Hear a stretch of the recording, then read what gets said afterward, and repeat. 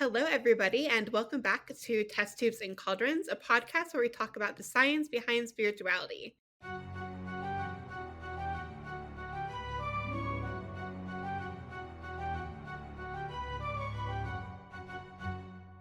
I'm Astra. I'm Fel. And I'm Honey. This week, we are going to be talking about astral projection. Yay! But before we get into that, I'm going to have Hanny do our What Happened on This Day. So, Hanny, go ahead. So we are recording on the 8th of November. On the 8th of November in 1895, which was 126 years ago, Wilhelm Röntgen first observed X-rays during an experiment at Würzburg University. After further investigation, on the 1st of January 1896, he notified other scientists of his discovery of this new radiation that would become known as X-rays. He sent copies of his manuscript and some of his X-ray photographs to several renowned physicists and friends, including Lord Kelvin in Glasgow and in Paris. On the 5th of January 1896, Die Presse published the news in a front-page article which describes the investigations and suggested new methods of medical diagnosis might be made with this new kind of radiation. Little did they know of how much of an impact it would have today.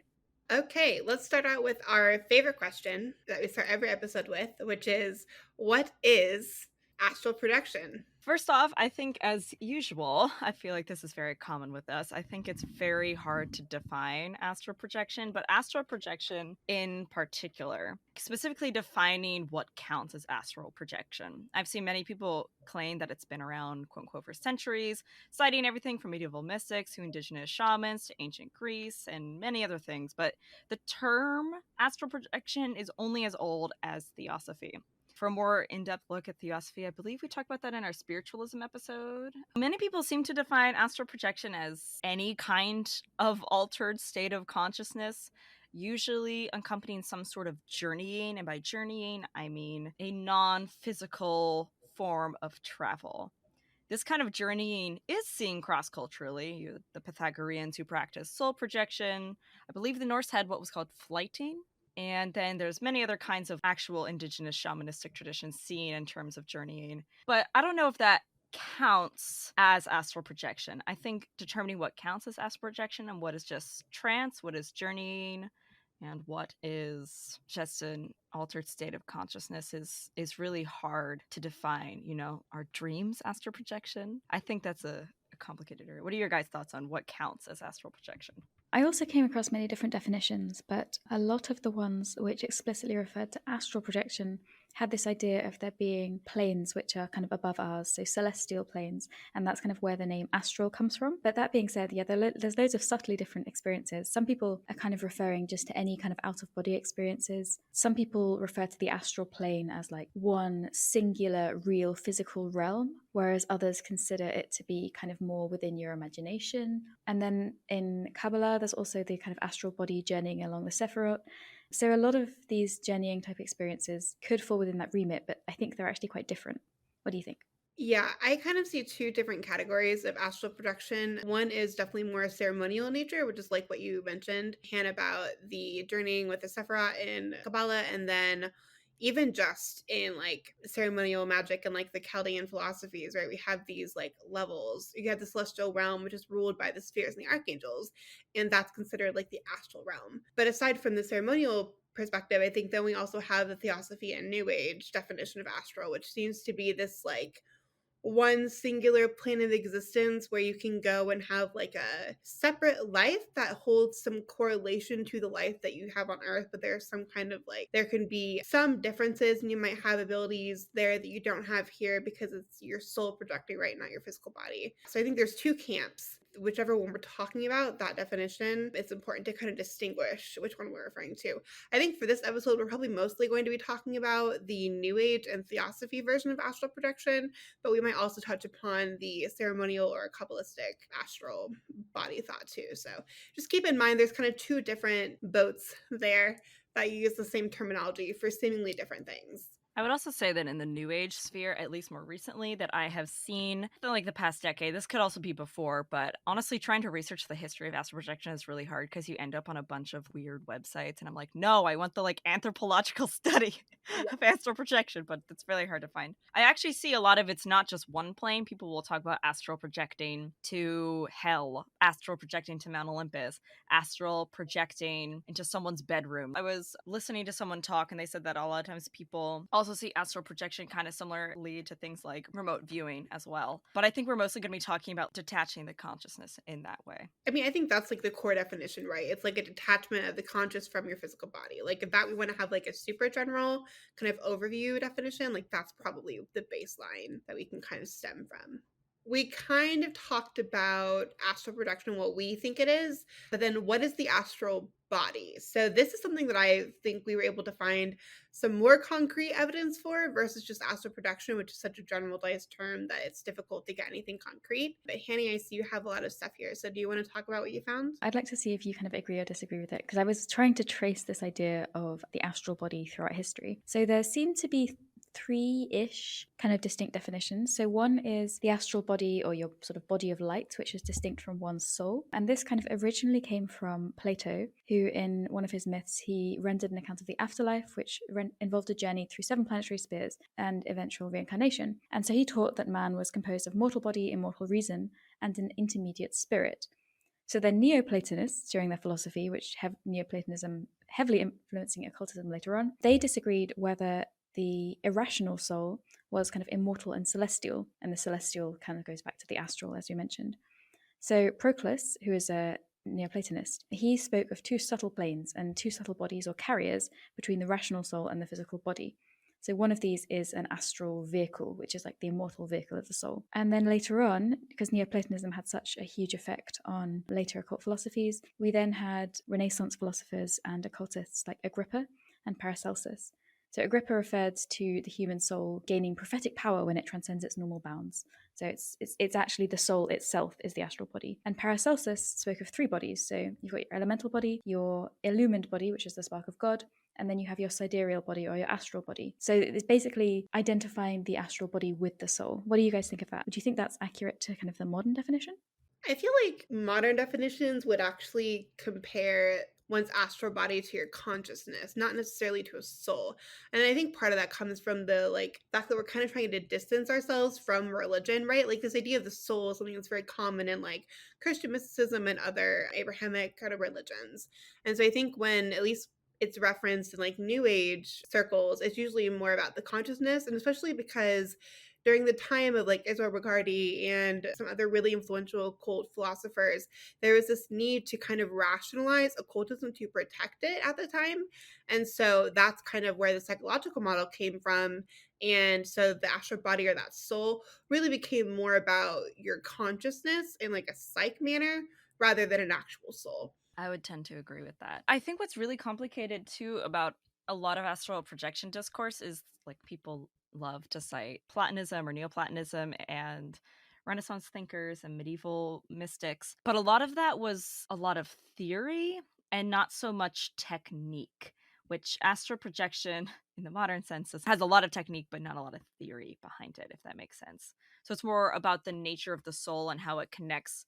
In terms of the Neoplatonists, it's more of how the soul connects to the greater soul of the universe, as opposed to this very literal traveling. I think there definitely is a through line there, and they eventually would go on to influence Theosophy, which would influence the New Age. But I don't think most people who do astral projection would really think about that theory in terms of what they're doing. Yeah, I don't think a lot of people are astral projecting to like reunite with divinity, as a lot of people would have been done as in this mystic sense. Yeah, I agree with you. I think it's actually a really good point to bring up that like astral projection now, when you talk about it, there's like a technique, right? There's actual guides that were written to help you astral project. I feel like prior to its introduction to Theosophy, it's more similar to the idea of journeying, except on like a theoretical level, kind of like almost in a theurgical realm, right? It's this idea that through, ascending through the astral spheres, you will eventually become one with divinity and, be enlightened and all of that. So I think you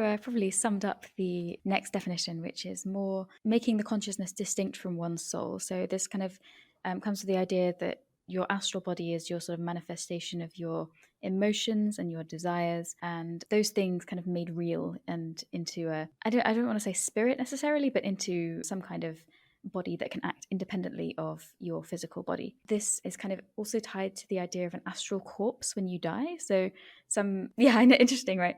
So instead of a ghost, there's this idea that maybe you can leave behind an astral corpse, and those basically go through life seeking out energy, which is sort of an interesting idea. I got that from the Black Arts, if anybody's interested in looking into that further. But the final definition, I think, is probably the most controversial one that we'll talk about today. And it is the idea that the astral body is a component of some greater sort of ether, and it's more of a metaphysical point of view. So originally this came from Eliphas Levi, who's a very, very famous philosopher and occultist around early Victorian era. And he talked about the astral light, which he connected to the idea of magnetism. And we've talked about the idea of animal magnetism and Franz Mesmer before, who had these really dodgy experiments on magnetism and this idea of kind of transferring energy between individuals. They were later shown to be pretty rubbish. But he referred to this as the subtle magical agent permeating nature, which the magician and the mesmerist tapped into and are directed through exertions of will. So if you like, the astral light, in his definition, is the something through which magic manifests. And the theosophists really love this, particularly in the kind of pre-electron age, because they tried to use this to rationalize the nature of matter. And they kind of said, okay, this gives us a physical basis for the astral body. I have heard this in the past, and I can't remember where I read it. This idea where like the astral light was kind of this like pure energy that we were like unable to sense on like the physical realm, but when it was combined with the physical realm in some way, they didn't talk about how, it became matter. And like that's how we transitioned from this pure energetic realm into the physical realm, is this from some kind of combination. I think they quit the Big Bang and they were like, oh well, the gas and like it caused the explosion, and I was like, this is taking a little far, but okay. And that was kind of what they were talking about when they were saying astrolight. It was very odd. I've heard it used, at least personally, as like an origin for the Big Bang, as like how the physical realm was created, which I think is insane. I don't think Levi ever meant it to like go that far, but I've heard it taken that far before. But let's talk about the history. Phil, I'm gonna turn the light to you. The astral light to me. Thank you. So, to no one's surprise, a lot of the history of our modern view of astral projection comes from fetishization of Eastern religious practices and spiritualist charlatans. There was, once again, an unsurprising amount of spiritualists involved in the discussion on astral projection. They were often, I think, the ones who took it more to the remote viewing kind of realm, too. A lot of our discourse on astral projection comes from Theosophy and the Hermetic Order of the Golden Dawn. Specifically, it is their view of Hindu concepts. When I was reading this, it was really hard to really understand because I'm looking, as a modern viewer, I'm looking at these Victorian writers writing about their viewpoint of Hindu concepts, which was just really Hindu and yogic concepts. So that was very difficult because there was a lot of words that were being thrown around, but everyone was defining them differently. So I had to go take a walk, just go, I don't know, look at anything else. Some folks did say that this type of astral projection was done by the Egyptians. However, this was later proven to be fraudulent archaeology by the 19th century occultist Florence Farr. We also see astral projection in a similar vein by Swedenborg, our pal Swedenborg, and we talked about this briefly in our Swedenborg episode too. However, Swedenborg, I will note, did advise against astral projection. Part of it is like there's a lot of confusion around technique. You don't get a lot of discussion around technique until the 19th and 20th centuries, which is why it's hard to decide what is actually astral projection and what is not. In terms of the ancient Western world, there doesn't seem to be so much technique, like I said, about astral projection, but rather beliefs about what we now call astral bodies in the astral plane. However, we did see this Western viewpoint of Eastern practices, and one of those, probably one of the most notable, is the subtle bodies. The subtle bodies, which Aleister Crowley called body of light. This is a concept that is found in Tantric Buddhism, Taoist alchemy, yogic systems, and Hinduism. And it's extremely complex and far too complex for me to address here. And unfortunately, their viewpoints of subtle bodies was then heavily bastardized and appropriated by the Theosophists and misunderstood, Kelsey Priest. So their original meaning and purpose was then changed. However, in early Hinduism, the 5 subtle bodies can be understood as physical, the mental, the energetic, and these 3 are all still physical in nature. Then you have the etheric body, which is transitory, which becomes the physical to non-physical. Then you have the bliss body, which is totally beyond physical. And these are concepts that are still seen today in Eastern practices, as well as you see these talked about on New Age websites as well, although ultimately a lot less nuance and a lot less understanding. To address that kind of concept, which this idea, like I said, got ported over into theosophy as well, it's important to note that a lot of modern Hindu and yogic viewpoints on astral projection are not necessarily looking at the Western idea favorably. Here is what the Indian yoga guru Sadhguru had to say. Although he has some issues with to have some interesting scientific takes, he also is still I would argue, like a master in his religious field. And he knows these concepts, being raised in that culture and studying them. So here's what he had to say about how astral projection is done specifically in the United States. He said, astral projection, that's just hallucination. What is referred to as an astral body is leaving the physical, mental, energetic, and bliss body intact and allowing the etheric body to walk around. That requires a certain kind of mastery. You can't just psych yourself into it. It's not worth exploring because it takes such enormous effort to get mastery over those things, and in the end, what do you achieve? It is of no spiritual consequence.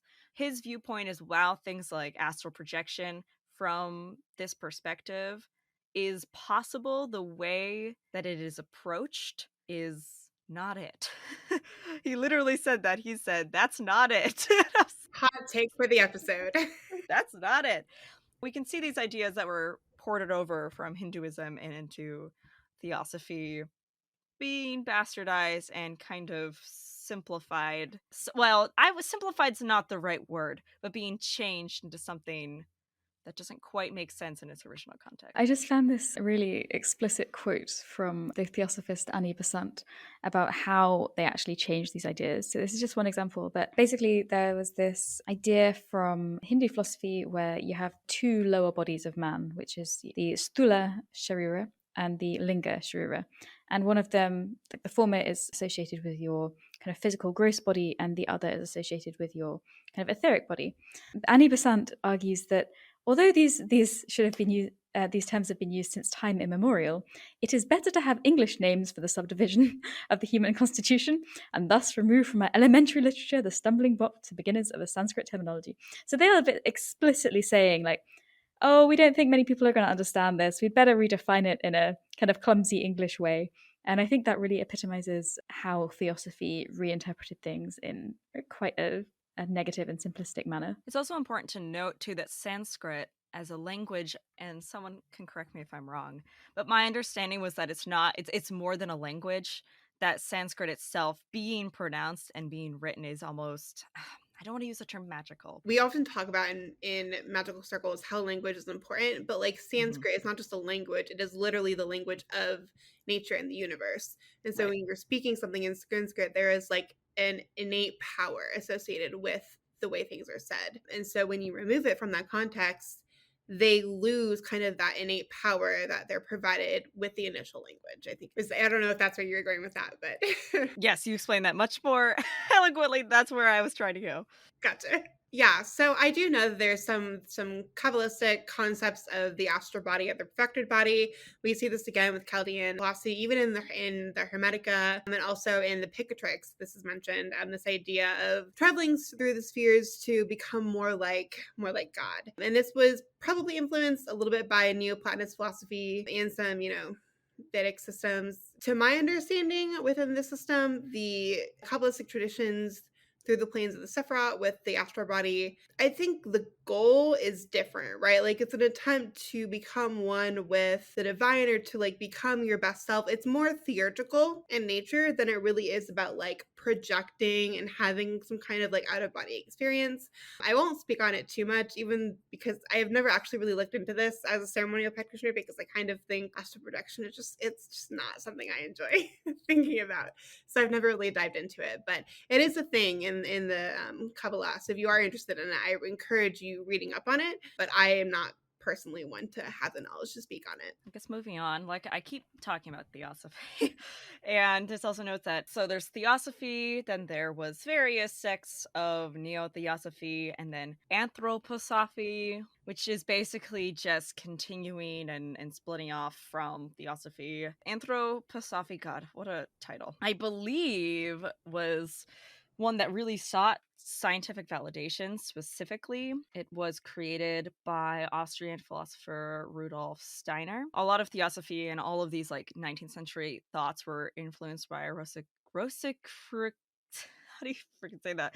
Rosicrucianism. Yes, that's it. Rosicrucianism, which was an esoteric order in the 17th century. Anthroposophical medicine, which kind of influenced a lot of weird pseudo medicine now, pseudoscience. Both of those movements heavily influenced New Thought. So New Thought was a movement that heavily influenced the New Age movement, and it was also very Christian in a lot of ways. But they were influenced by all sorts of things: ancient Greeks, Romans, Taoist, Vedic, Hindu, Buddhist, just like the influences of theosophy. They were also influenced by Mesmer. Everyone seemed to be influenced by Mesmer.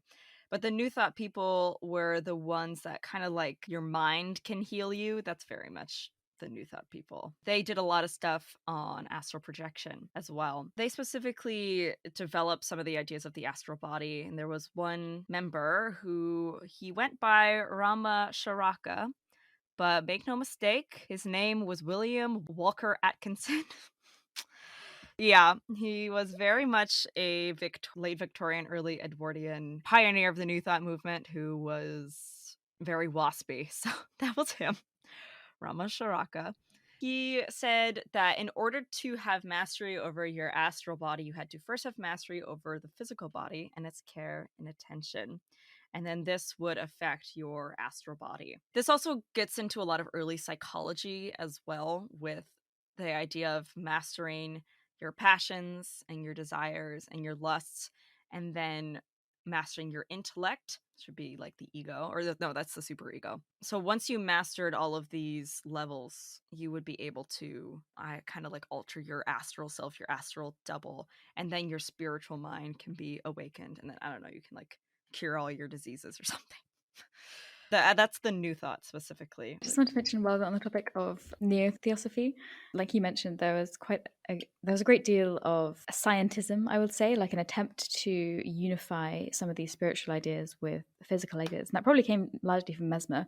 But just because physics at that time was quite concerned with theology, so it was very much about the nature of matter and how we can really nail down kind of the nature of divinity or God within matter. And a lot of this was kind of pre-electron era as well. So there were experiments, whether you can call them scientific experiments or not, I will leave down to you, but performed by neo-theosophists, particularly Annie Besant, trying to find some kind of etheric quality to matter. So there were things, occult chemistry was one of them, and this was basically trying to split atoms down to their final form. I mean, obviously, you can see where this is going. If you know anything about physics and nuclear chemistry, that it wasn't going to work. But it was basically using number correspondences in chemistry in a very obscure way. So that's just a kind of idea of the scientific perspective that came along with neo-theosophy. Well, scientific if you use a very loose sense of the term. Wait, number correspondences to like to help split atoms. Did I understand that correctly? Okay, here let me read you a quote. So, Besant and Leadbeater put their clairvoyant skills to the task by analysing the chemical structure of hydrogen, oxygen, and nitrogen. In their first published pilot study in 1895, they showed how the three ordinary physical states of matter, solid, liquid, and gas, were complemented by four different types of etheric states, named E1, 2, 3, and 4. And because this is significant in the number correspondences, those add up to 7. So they tried to split the molecules of the three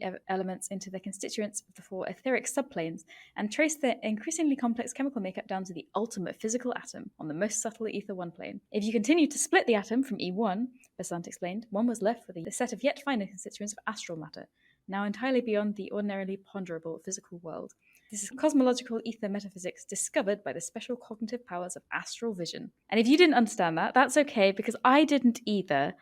But I just thought maybe I'd read the quote in its entirety for you to ponder and enjoy. So they're taking atoms, which we can measure, splitting them into these four etheric whatever realms, right? And then somehow they're going to then measure and see if they can like bring them back to the physical atoms, even though they can't actually measure them because they're in an etheric realm. That makes I get the sense that one would astrally project into one's astral lab to astrally measure the right, astral right. We have to constituents. have an astral lab. Listen, Astra, when you enter the 5D, you'll be on our level. I already got the chip from the vaccine. Like, no, I'm kidding. Okay, interesting. Let's move on before I lose my mind. Well, I got bad news. Well, actually, maybe this will be not as mind-boggling, because at least Crowley made some sort of attempt to have theory and technique into something that makes sense. All of these influenced and would also somewhat be influenced by the Hermetic Order of the Golden Dawn, and specifically Aleister Crowley's work on astral projection. Astral projection is very important, in my understanding, to Thelemic mysticism, at least from what I was reading. And Crowley specifically talked about the body of light. The body of light is also sometimes translated as the subtle bodies or the astral body, but Crowley specifically said the body of light. So he saw that the body of light had to be developed and trained in a similar discipline to a way that one trains the brain. And he believed that the essence of the technique of magic was the development of the body of light. This was very much like microcosm, macrocosm kind of deal. By working on your body of light, you could then affect your own internal universe to affect the greater cosmos. He specifically said to every magician possesses an astral universe peculiar to himself. And he explained that the most important practices for developing this body of light were to constant use of rituals, fortification of the body of light by the assumption of god forms. I'm not quite sure what that means. Maybe invocation, purification and consecration, and exaltation of that body, and the education of that body by experience. And it must learn to travel on every plane to break down each obstacle which may confront it. I want to just interrupt you here for a second. Yeah. So, if you didn't hear what Fel just said, go back and listen to it because this is going to come up again later. We talk about some theories surrounding astral travel, specifically when applied to the Hermetic Order of the Golden Dawn. So, go back and listen if you weren't listening. Awesome. So what's interesting too about Crowley, as opposed to a lot of the neo-theosophists and anthroposophists, God, I don't know if I'm saying that correctly, but I don't care. I don't like them anyways. I don't care if I pronounce it correctly. Is that Crowley was not super concerned with proving it. You know, a lot of like spiritualism, for example, thrived in a time when scientific theory was a bit not as unified as it is now. We had a lot of new techniques that they would kind of then exploit. And a lot of those new religious movements were heavily concerned with some sort of validity in a physical, scientific, psychological way. Crowley, to my understanding, was not. He said, the reality or objectivity of these symbols is not pertinent to the discussion. The magician must not accept my account of the astral plane, my Kabbalistic discoveries, my instructions in magic.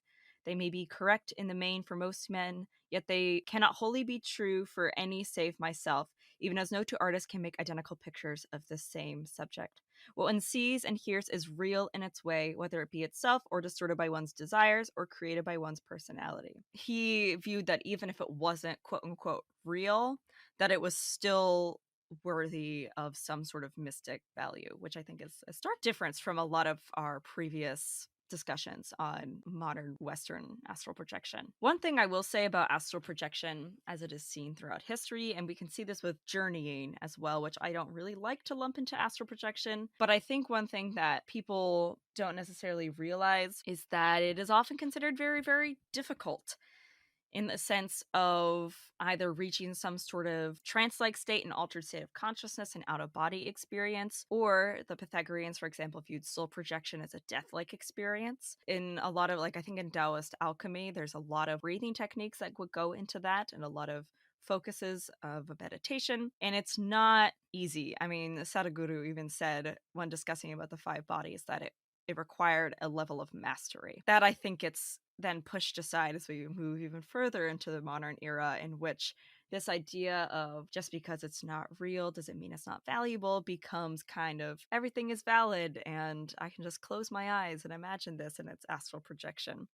When historically astral projection, even in the theosophist sense, is pretty difficult and requires some level of inducing an altered state or trance-like state. I gotta say, I really like that Crowley definition that you brought up, because I think it represents that sort of through route that you mentioned at the beginning, where it's kind of the astral realm as a magical tool combined with the astral realm as a kind of mystical goal. It's a kind of middle ground between those two definitions as compared to the more literal interpretations that we're going to get into later.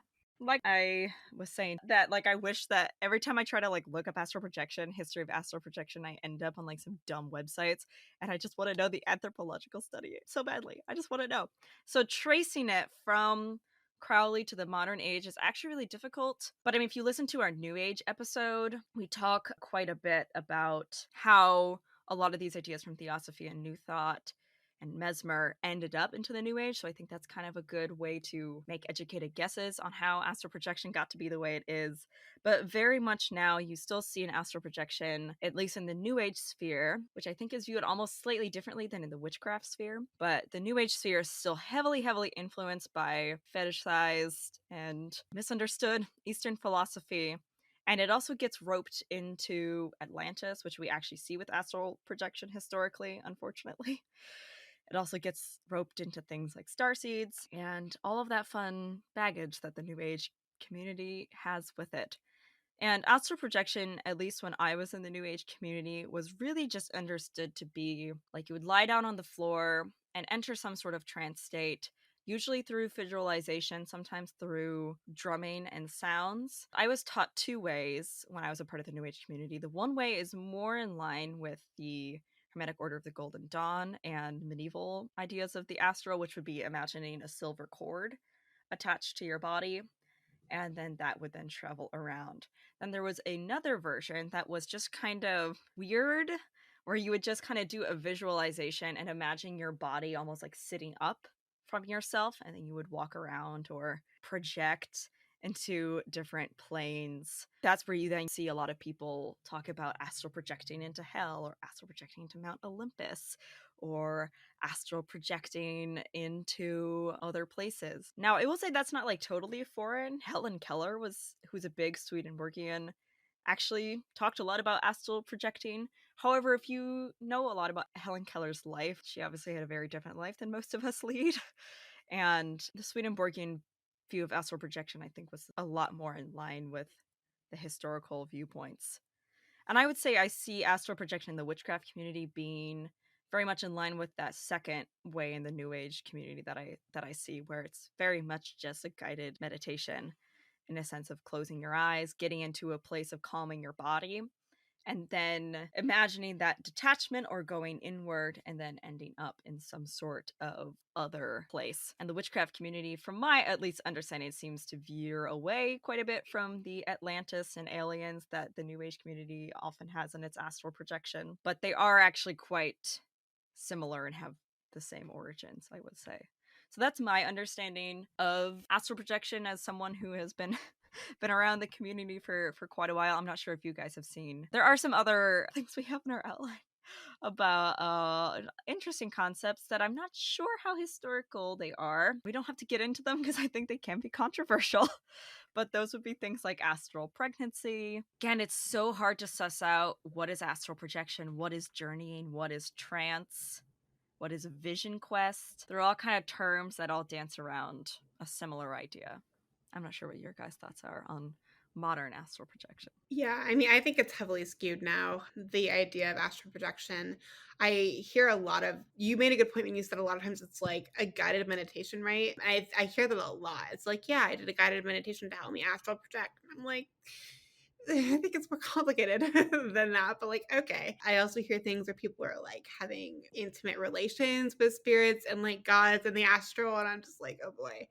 And I think that gets to a level almost of like maladaptive daydreaming or even just forced, I mean, just like super vivid imagination and dreams where things will happen that you want to because you want them to happen. Like your brain is capable of amazing feats when you're like sleeping or not fully conscious. So I don't think astral projection now is anything like what it is historically, and I think that's a big problem because it's been taken so far out of context that people don't understand the initial meaning behind it, which was really more theurgical in nature and a goal to kind of help you, I guess, be more in line with the divine, right? But now it's just like, it's an escape. It's become like an escapist thing where it's like people don't like their current life and the astral is better if they're even getting to the astral, whatever. And so they like go into this trance-like state and then they decide to go to a place that they really enjoy. So we're going to go to like Hogwarts or we're going to go to Narnia or, wherever and live the life there because it's so much better than their current life. But that's really just escapism. And as part of like the witchcraft community, I don't think we should be supporting that. And I kind of think we should be calling it out when we see it, which is kind of a controversial take. Not everybody agrees with me there, but it's dangerous. Like it's not helping anybody. And that kind of defeats the whole point in my personal opinion. But there we go. I'm done. There you go. Hot takes by Astra. So I've talked about this a few times. Like I was a part of the New Age community for a while.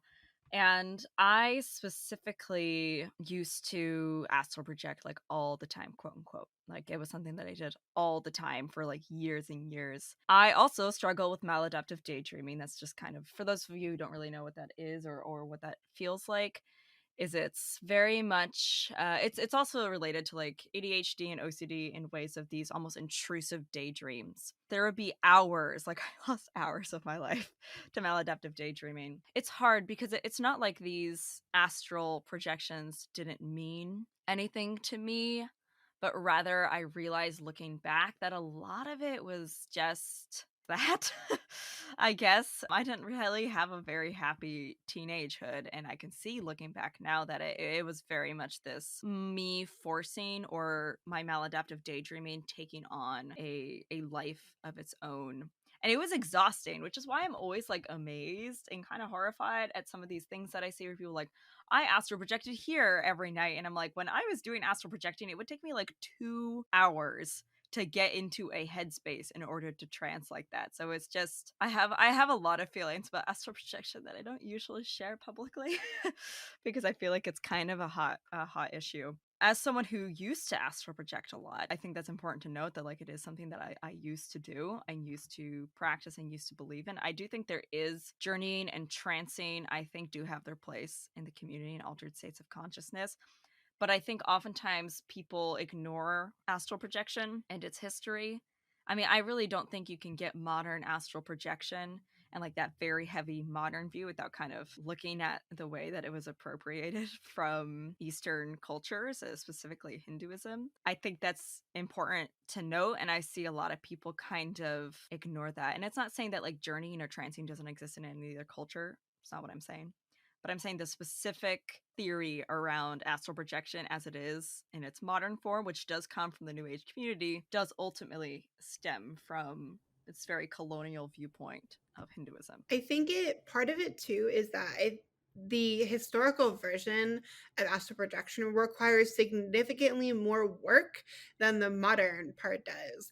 And we kind of see this within the modern witchcraft community. People aren't willing to put in the time and effort it takes to actually like do these things correctly. And so when you do look back and you kind of see the amount of effort it takes to like become a master and actually do it correctly and do it safely, people are like, oh no, I like the current, like I like this version better when it can be done in like an hour when you just lie down and do whatever it is you do to get to the astral realm. So I think part of it's too just like the fact that people don't want to put in the work, which sounds terrible, but I think that there's some truth to that.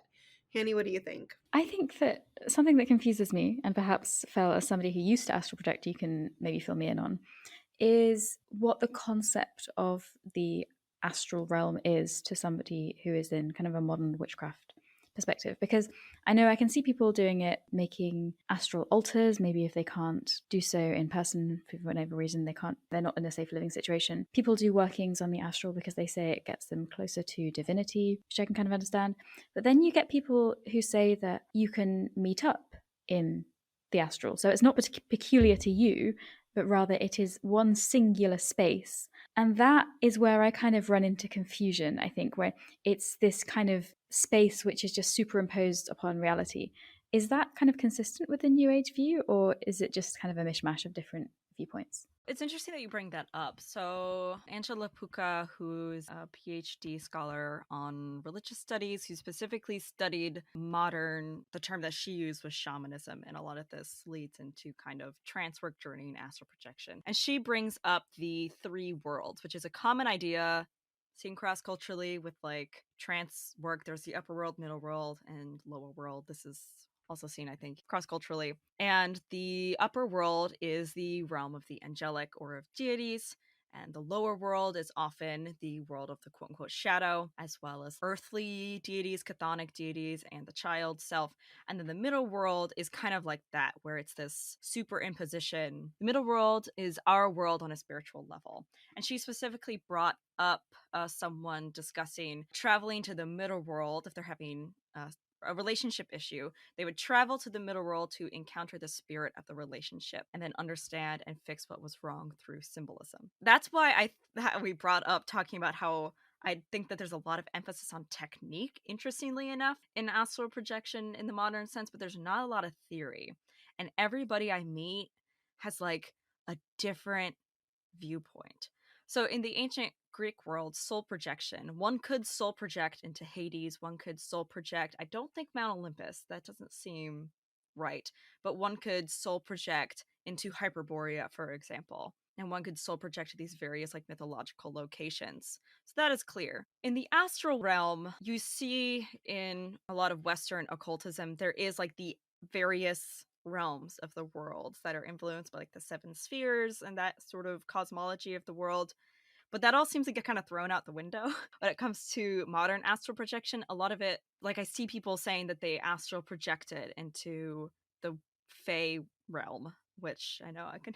Yeah, I hear people talking about astral projecting to the Fey world or astral projecting into heaven or hell, which doesn't really make any sense. I mean, Swedenborg did quote unquote astral project into heaven, but that seemed a lot more like a trance or a vision than direct astral projection, because I don't think he was trying to do it. Just sitting on his bed and a bunch of angels came and were like, yo, we're gonna show you heaven. He was like, okay. Yeah, I will say Swedenborg's description of what he went through is more like a vision after being in a trance-like state. I would say it's probably more that and less of an actual like astral projection based on his own words, which you can read on his websites. Yeah, so that is definitely different in that way. So it's hard to say. Our modern world is all kind of eclectic, but traditionally there are that viewpoints of the upper, middle, and lower world. I think that is seen, I think, too, in some of Western occultist ideas on astral projection. In that sometimes it is like a spiritual version of our world, but other times it's just who knows what. There's a very I might link it. I might link a very cursed Tumblr blog in our description. It's called like Astral Atlas or something. It's fast. I think it's defunct now, but all of its old posts are still up, where people would have these astral realms that they went to that you could then like visit, and it's like descriptions of what they are, and people talking about astral meetups. So What is this, like spiritual Animal Crossing? spiritual. It would make recording a great deal simpler. Let's all just astral project and we can record in person with each other. Okay, it is called astralatlastumblr.com. I'm gonna link it. Oh my God. Okay, now that we've kind of covered astral projection and like what it is and how it has kind of evolved throughout history, let's talk about the science behind it. Is there any scientific basis for astral projection? The answer is no, just straight up no. There is no scientific evidence that a person can separate their psyche from their physical body and project into another realm. What does have scientific backing is the physiological processes that cause out-of-body experiences. Out-of-body experiences, or OBEs, occur in about 10% of the population, but not like super often. It's only like once or twice in a person's lifetime. And the majority of these are found in people with severe neurological conditions like epileptic seizures, people who have severe migraines, or during moments when the body is shutting down, so when somebody's dying. There are some early clinical reports of out-of-body experiences being linked with neurological conditions, and this is actually what allowed us to kind of initially make the link between these OBEs with deficient visual, vestibular, and multisensory processing. So I'm going to explain that a little bit. Specifically, there was a study done in 2004, and it set out to describe some phenomenological, neurophysiological, and neuroimaging that correlates these out-of-body experiences and autoscopy, or AS, in 6 neurological patients. Now, before I continue, I want to define autoscopy. It's kind of the scientific version of like the spiritual astral projection. So out-of-body experiences typically have people kind of looking down on what's going on. So it's like they often describe it as like floating right above like an operating table and looking down and actually seeing things, where autoscopy is kind of where you're just like seeing something in front of you play. It's much more remote viewing esque, rather than like an out of body experience. All of the participants were interviewed, and the investigators recorded detailed phenomenological information about the out-of-body experience or the autoscopy, including their visuospatial perspective from which the experience was seen, any visual characteristics of their own bodies, so could they see every part of their body, only partial, visual, auditory, and tactile hallucinations, and then the presence of visual loss or body part illusions and more. For example, there were some people who said, oh, I can only see and feel my arms, but I like have this knowing that the rest of my body is there, even though they couldn't actually see it, right? They also performed some long-term EEGs of a couple patients, some repetitive EEGs of some other patients, and then one with a less invasive measurement. And then for neuroimaging, they did some 3D MRI studies for every patient. And essentially what they did is they compiled all of this information along with some additional mapping that I won't get into. And if you're curious about the study, I can link it down below and you can look for yourself. They essentially suggested at the end of their conclusion that OBE and AS, or autoscopy, are associated with pathological sensations of position, movements, and perceived completeness of one's own body, including these vestibular sensations, so floating, flying, elevation, so on and so forth, and visual body part illusions, and that the brain damage or dysfunction of these patients was localized specifically to the temporoparietal junction, which has then actually been substantiated by other studies that you can find in a review linked below if you'd like to read that as well. Of interesting note, they all found that the position that a patient's body was in prior to the experience actually influenced both out-of-body experiences and AS. And this was an observation that was noted by the patients themselves, not even necessarily by the investigators, which suggests to me, because it's very interesting when you talk about or like you look into astral projection techniques,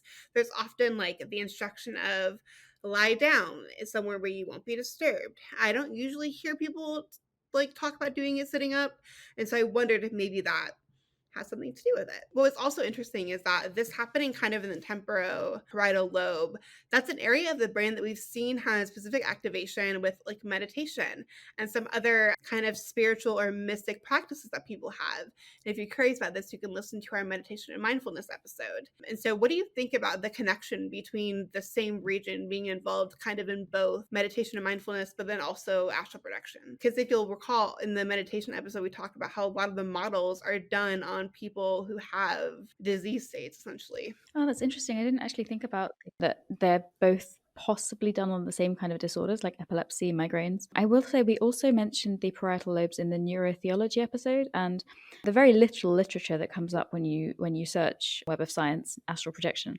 is a review of some neuroimaging studies looking into the relevance of the parietal lobes in things like astral projection. So I think there's definitely something to do with mystical experience in general, and potentially also the feeling of importance, which is very common to mystical experience. The feeling that something is ineffable, that's beyond your comprehension, that is maybe introduced to that interaction. But the positional stuff is interesting because that sounds like it would be more to do with your hippocampus, because that tends to be to do with your physical location. I'm not quite sure. It's interesting either way. I think one other thing I wanted to mention was there are disorders which are not necessarily brain disorders, but more like psychological disorders which can lead to out-of-body experiences. So that might be dissociative symptoms or dissociative disorders. Dissociative symptoms are actually quite common. So people with anxiety very often have dissociative symptoms. They just tend to be more mild than somebody with like a severe dissociative disorder. And they can range from just feeling a bit spaced out to actually having a full-blown out-of-body experience. So it's not necessarily always a disordered brain thing. I would really be interested in seeing whether meditation actually affects the prevalence of these experiences or not, or whether it's just more to do with your own individual experiences, biology and such. It's interesting because in the episode we talked about like a lot about neurophysiology, I think we also mentioned that a lot of more like psychological disorders that you were mentioning, Hanny, had to do with like the frontoparietal lobe, whereas it seems like a lot of this has to do with the temporal. And I wonder if there's a connection like where that shift happens from going from one to the other. That'd be an interesting thing to investigate. I think I haven't come across any studies with it, but I might look into that after the episode and see if I can't find something.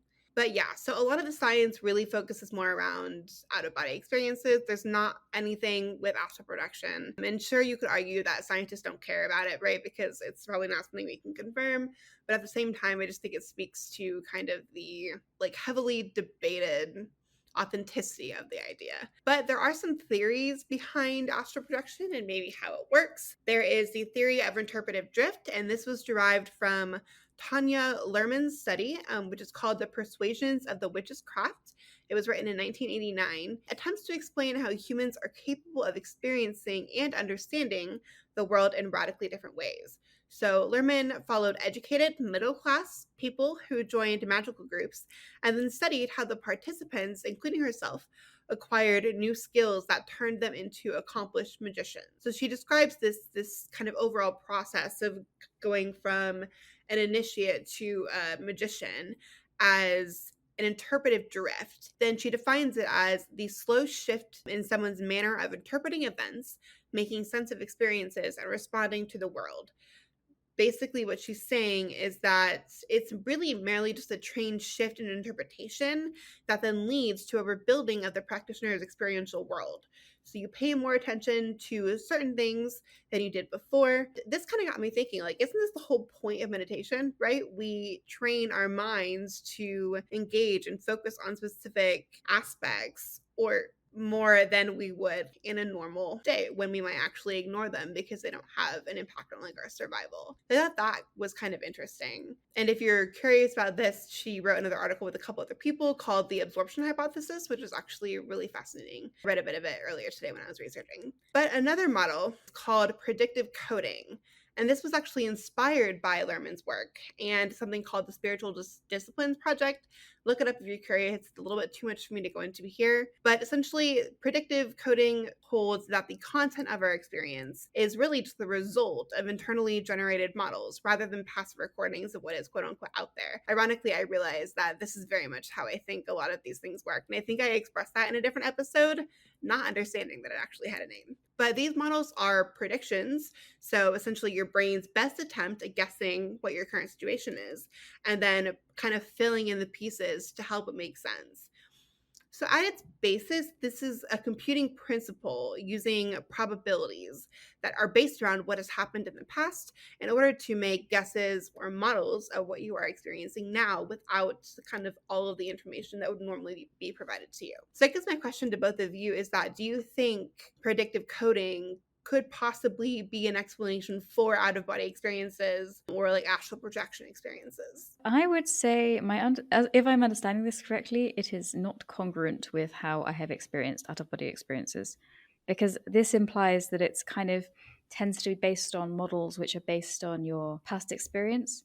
And all of my out-of-body experiences have been quite unexpected and novel. So unless you could argue that there's kind of something from the subconscious directing that, I guess I'm kind of struggling to see where the existing models come in from there. In fact, it's often been quite a transformative experience, and I've come out of it feeling quite different to before. I don't know. It's interesting. I think that this predictive coding thing makes sense in a lot of frameworks, but I'm struggling to apply it to my own experiences. That being said, I haven't ever formally astral projected. So is the idea of this that like general theory of dreams, like, you know, the idea that like everyone you see in the dreams is someone that you have seen before, whether in passing. Is that kind of like the same idea where it's like your brain is only pulling on what it knows?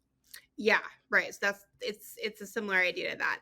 I think the reason why I think it might in some ways kind of help explain like OBEs or astral projection experiences is that because essentially if we think about it in like modern terms, right, and people are talking about their astral projection experiences, this is kind of what I was thinking of. They'll be like, oh yeah, I astral projected to like, let's use Hogwarts as the example. The imagery of Hogwarts, that experience is going to be based off of something, right? Like it didn't just come from nothing. And so it's this idea that you have this predictive coding that's then presented this framework for your brain to then go in and kind of fill things in and give you this experience. But it's not actually like a spiritual experience. It's really just your brain kind of piecing together something based on like what you want. I don't know if it would explain maybe true, like very sudden experiences. But even then, I think it might. Like if you out of body experience where like somebody sees themselves on the operating table, right? You're looking down, you know, allegedly, that you're in an operating room and that a surgery is being performed, maybe not always, but you would kind of have like these hints about what's going on that would allow your brain to kind of then predict based on what you know from watching a TV show about surgeries or having an experience like it beforehand to kind of fill in what might be happening.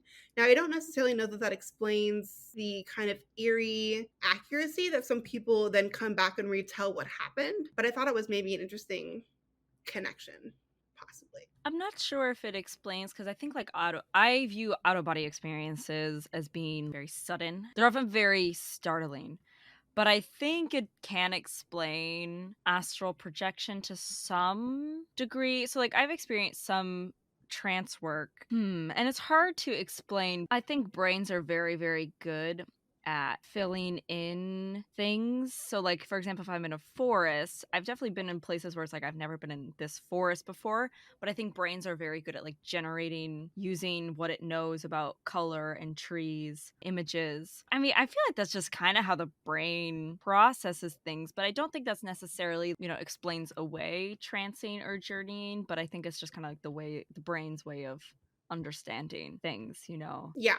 And like remember that these are first of all they're theories and also this is based on a computational algorithm, which means that translation to like an organism, a biological organism is going to be they're not substantially similar, right? So we're kind of drawing a lot of connections, but it's not going to be perfect. So yes, I agree with you, but I thought it was interesting this idea of kind of predictive coding and how it might fit with astral projection or some of those experiences. So there was a person named I'm totally going to pronounce wrong. Eagle Asprem.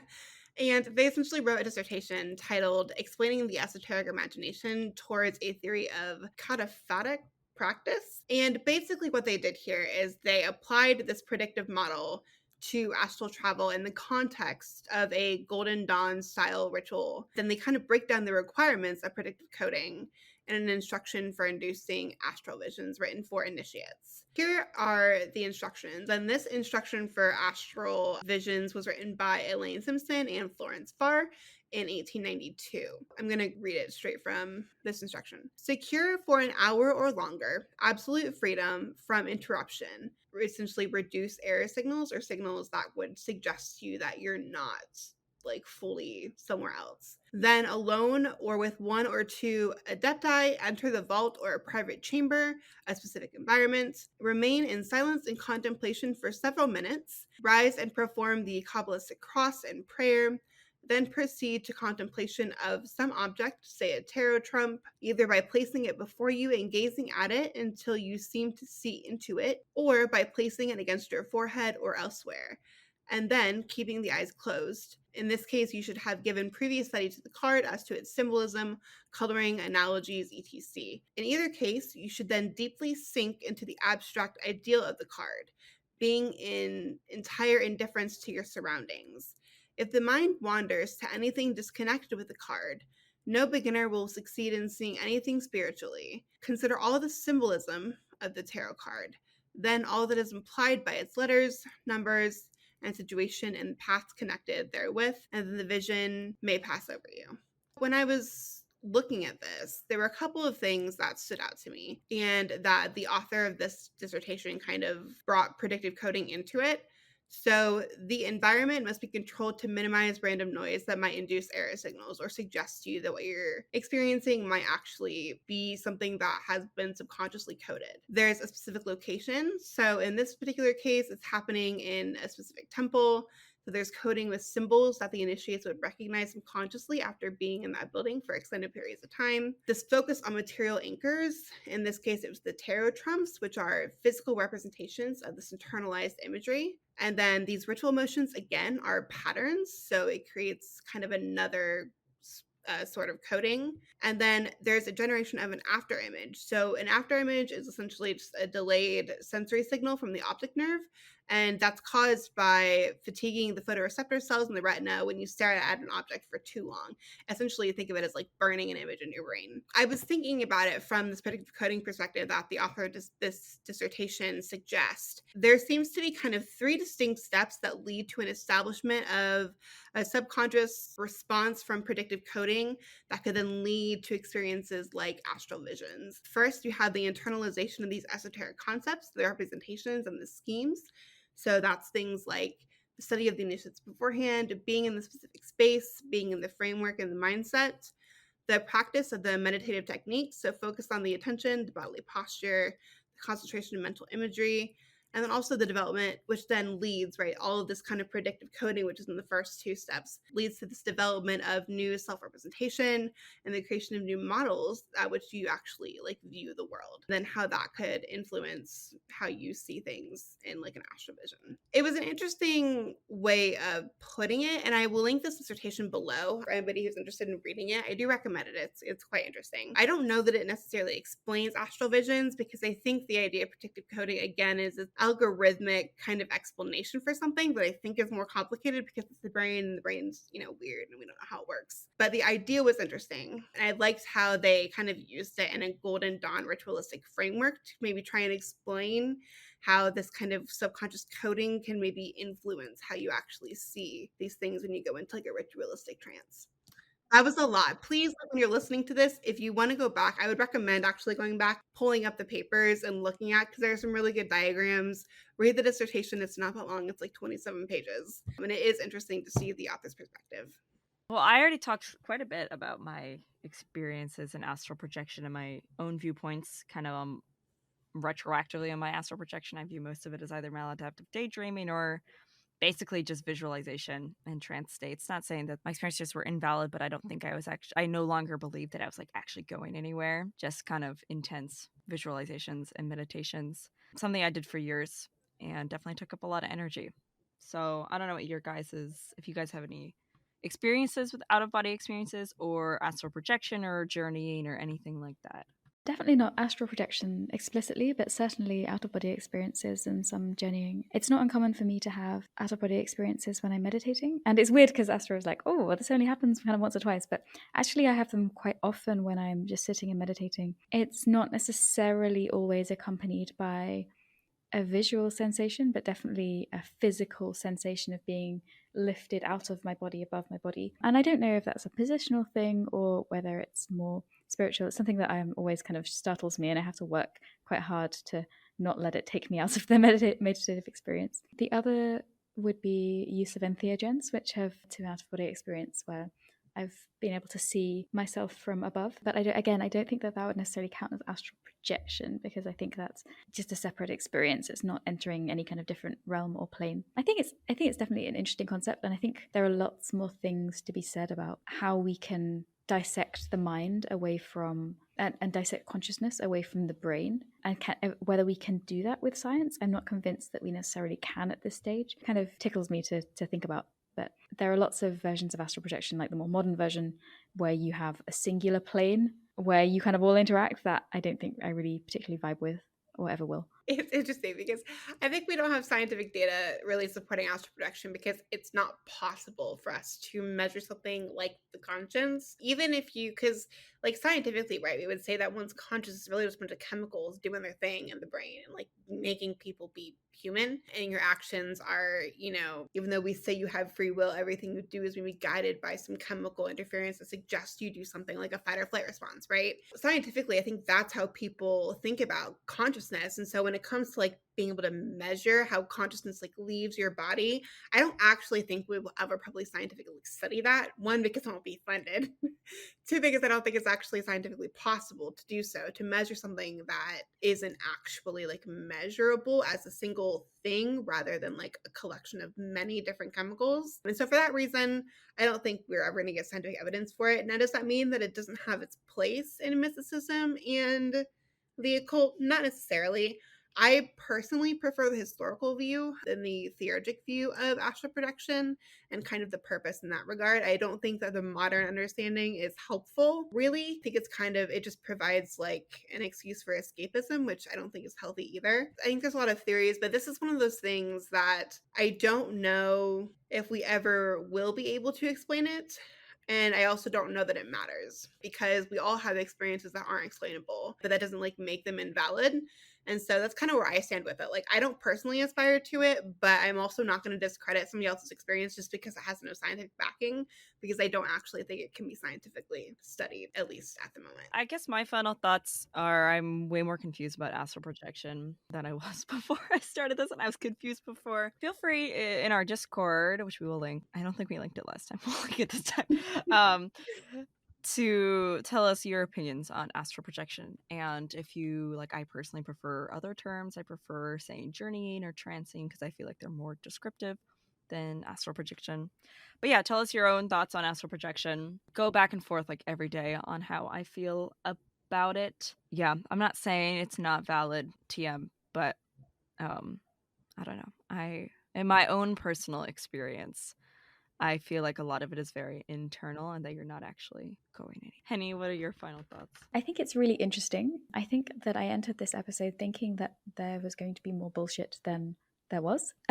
And I was sort of interested to see that there was more of a historical perspective for astral realms, astral projection, journeying than perhaps is necessarily represented in sort of modern occult media. So that was a pleasant surprise. I do think, like Astra said, it's not something that we're necessarily going to be able to prove scientifically or not. And I don't really see the point in doing so. That being said, I would really love to hear other people's experiences and their thoughts on how this might work, because I think that you probably have more interesting opinions than me. So yeah, thanks. Yeah, and if you are a practitioner who engages kind of with like Eastern philosophies, please do let us know in the Discord what your take is on this, because we're all coming from like a Western esoteric perspective for the most part. So we aren't as familiar with those philosophies as maybe you are. So do let us know if there's something that we missed in the episode. And we can always kind of update the description if we find anything that we said that was like terribly incorrect. But thank you for listening. This was kind of a long one. I know it got a little complicated in the scientific and like theoretical aspect. If you haven't joined our Discord, please do. We have lots of fun discussions about episodes and also just like random occult questions. But if you're not following us on Instagram, you can do that too. It's just Test Tubes and Cauldrons. We post hints about upcoming episodes. You can try and kind of figure it out beforehand. Thanks for listening. Have a great day, and we'll see you next week. Bye, everyone.